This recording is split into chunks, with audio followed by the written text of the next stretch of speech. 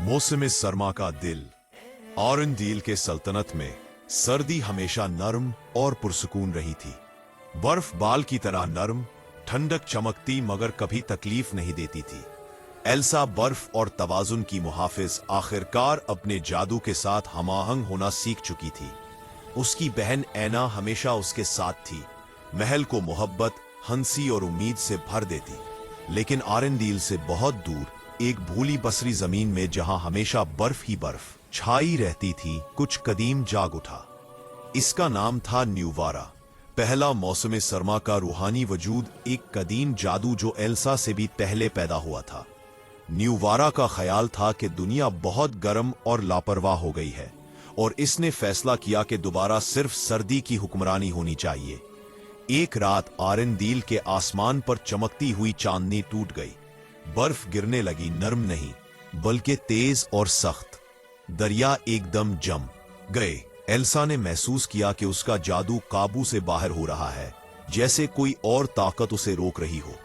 ये मेरा जादू नहीं है, एल्सा ने आहिस्ता कहा। खौफ उसकी आंखों में लौट आया। अपने लोगों को बचाने के लिए एल्सा शुमाल की तरफ रवाना हुई ताकि तवाजुन को खराब करने वाले जरिया को तलाश करे। एन्ना ने अकेले जाने की इजाजत नहीं दी। क्रिस्टोफ, स्विन और ओलाफ भी उसके साथ चले। ओलाफ खुशी से बुलबलाते हुए, हालांकि बर्फानी तूफान चल रहा था। क्या सिर्फ मुझे लग रहा है? ओलाफ खुश दिली से बोला, या ये सर्दी गुस्से में है? ब्रिज उनका सफर उन्हें क्रिस्टल विस तक ले गया, जहां हवा टूटे हुए सरगोशियों में बात करती थी। वहां एल्सा ने न्यूवारा का सामना किया, बर्फ और साए की एक बड़ी शख्सियत, आंखें जमे हुए सितारों की तरह चमक रही थी।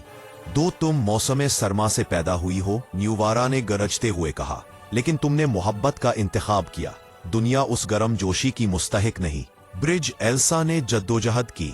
उसका जादू और न्यूवारा का कदीम जादू सख्त टकरा गया। बर्फ टूट गई, तूफान और शदीद हो गया।